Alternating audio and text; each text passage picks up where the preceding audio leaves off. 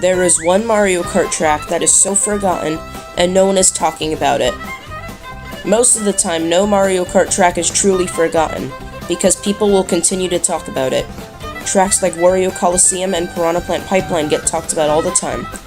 But there is one track that is so forgotten, and it is never talked about. That's right, I'm talking about Moo Moo Farm.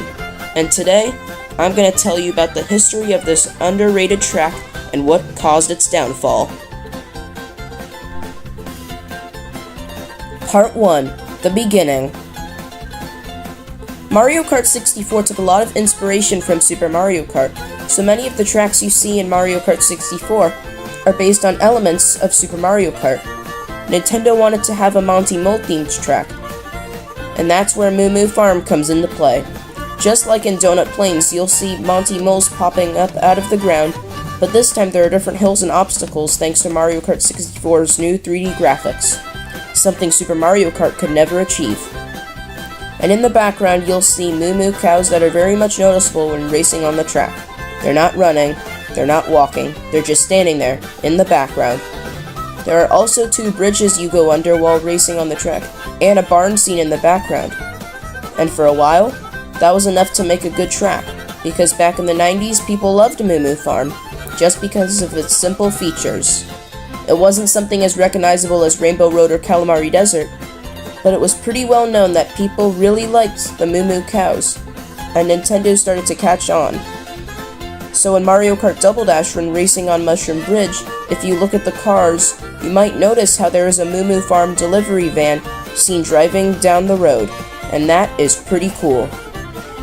Part 2. Mario Kart DS and the Return of Moo Moo Farm.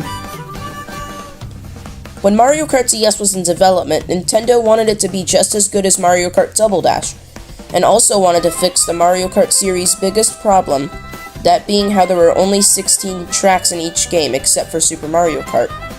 And the 16 tracks in each game would make the game get stale for many players. So Nintendo invented retro tracks, bringing the total up to 32 tracks in Mario Kart DS. But there was one problem. What tracks were they going to choose? There's many good options like Yoshi Valley, Sunset Wilds, Cheeseland, and Mario Circuit 4, but the reason they couldn't add many of the tracks they wanted to is because of the DS's limitations. So Nintendo had to choose the simplest tracks they could think of for retro tracks. That's why Mario Kart DS does not have the best retro tracks. Talking to you, GBA Bowser's Castle 1. But there are some good tracks in that bunch of bad ones, like Frappe Snowland and Sky Garden. And in the included 16 retro tracks, Moo Moo Farm was one of them, right there in the Shell Cup. And now with less limitations than the N64, and better graphics, the cows were redesigned to look the way that we know them today.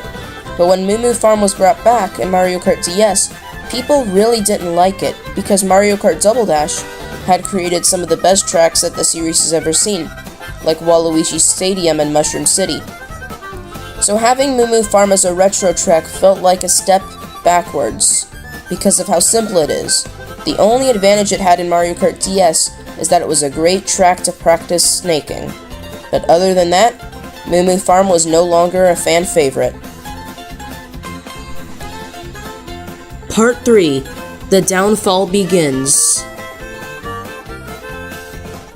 Nintendo was soon working on Mario Kart Wii, and one of its Nitro tracks is Moo Moo Meadows, which was an attempt at making a better version of Moo Moo Farm, and to make people forget about the failure of Moo Moo Farm. Moo Moo Meadows had a much longer track, and more room for ideas. So this time, the cows were no longer in an enclosure, but instead walking across the road that you're driving on, making it harder to race. The Monty Moles were also kept. Nintendo's plan worked. People loved Moo Moo Meadows and completely forgot about Moo Moo Farm. Whenever people would talk about the cows, they would associate the cows with Moo Moo Meadows and not Moo Moo Farm. And in Mario Kart 8 and Mario Kart 8 Deluxe, Moo Moo Meadows was brought back and people still loved it. Part 4. The Missed Opportunity. When Mario Kart World got announced, Nintendo showed that the cow would now be playable, and since the cow didn't have an official name, People would call the cow from Moo Moo Meadows. And it's not from Moo Moo Meadows, it's from Moo Moo Farm, which proves how Moo Moo Farm is now completely forgotten. And in Mario Kart World, Nintendo could have brought back Moo Moo Farm to celebrate the cow being playable, but instead they just brought back Moo Moo Meadows instead. But maybe, just maybe, if we get lucky, Moo Moo Farm can make its well-deserved return in DLC for Mario Kart World. Here are my ideas to make Moo Moo Farm better. For one, they could make it a section track. Have the first lap just be a normal Moo Moo Farm, and then the second lap you could drive through a new path in the fields. And this time, they could have the cows behave like charging chucks and run across the path.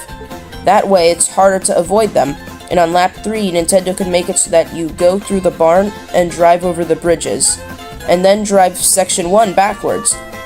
Anyways, thank you for watching this video today, and if you want me to make more videos like this, please subscribe. That would help me a lot. Goodbye!